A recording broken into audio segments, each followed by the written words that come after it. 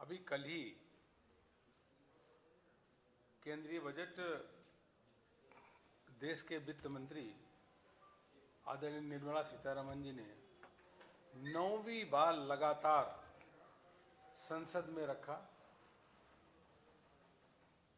और यह ऐतिहासिक रूप से 9 बार लगातार बजट रखने वाली वित्त मंत्री हैं और प्रधानमंत्री मोदी जी के नेतृत्व में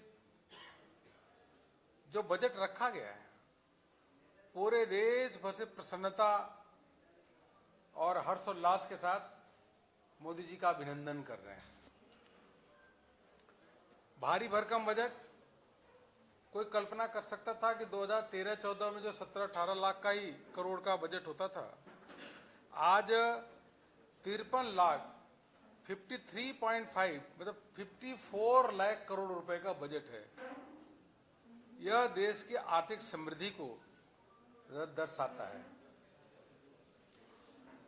जहां एक ओर मिनिस्ट्री ऑफ हेल्थ एक्सपेंडिचर जो स्वास्थ्य सुविधाओं में अगर 2013-14 से देखे तो 2.7 मतलब लगभग 3 गुना बजट एलोकेशन बढ़ा है।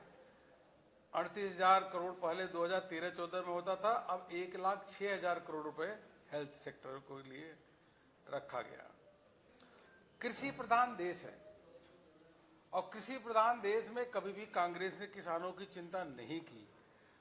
कुल मिलाकर के 2013-14 में 30,223 करोड़, अब 1,40,000 करोड़ मतलब 4.66 टाइम, लगभग 5 गुना अधिक 30,000 करोड़ के जगह 1,40,000 करोड़ रुपए कृषि क्षेत्र और किसानों के लिए रखा गया।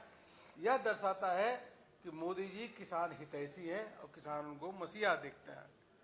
2 क्षेत्र और बताऊंगा। भारत आत्मनिर्भर हो और आत्मनिर्भरता के साथ ही विकसित भारत के संकल्प को साकार करे। डिफेंस के क्षेत्र में यह बजट अगर देखें तो 2013-14 में 2,71,000 करोड़ रुपए खर्च होता था, अब 7,84,000 मतलब डिफेंस के क्षेत्र में 2.89 लगभग 3 गुना बजट एलोकेशन बढ़ा है। और इसी का नतीजा है कि आज भारी मात्रा में डिफेंस के इक्विपमेंट, चाहे मिसाइल हो चाहे हेलीकॉप्टर हो, आज देश में बन रहे हैं और एक्सपोर्ट भी हो रहे हैं और इंपोर्ट कम हो गया है।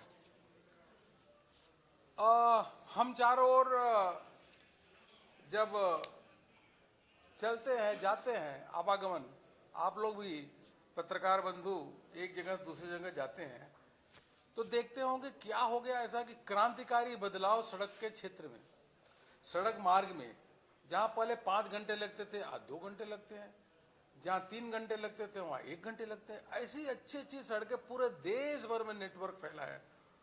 इसका सबसे बड़ा कारण क्या है कि 2013-14 में यह 48,800 लगभग 49,000 करोड़ रुपए खर्च होता था और अब इस बजट में जो एलोकेशन किया है 2026-27 में वो 3,09,000 मतलब 6 गुना से ऊपर यह केवल रोड ट्रांसपोर्ट में मोदी जी के नेतृत्व में ये एलोकेट किया गया है।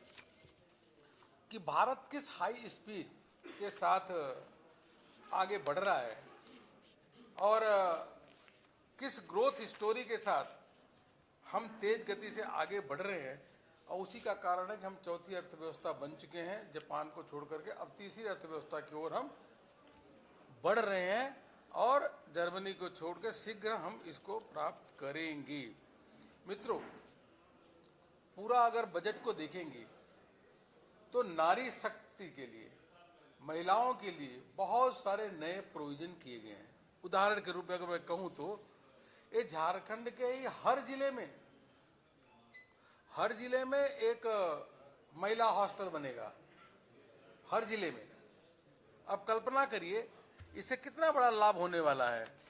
दूसरा अगर हम देखें तो ऐसे अनेकों योजनाओं जैसे ड्रोन दीदी से लेकर के लखपति दीदी, इन सबको बढ़ाने का जहाँ संकल्प लिया गया है, वहीं हम देखें तो कह सकते हैं कि यह पूरा बजट देखें तो हम करें ये नारी शक्ति को समर्पित है, यह युवाओं को समर्पित है।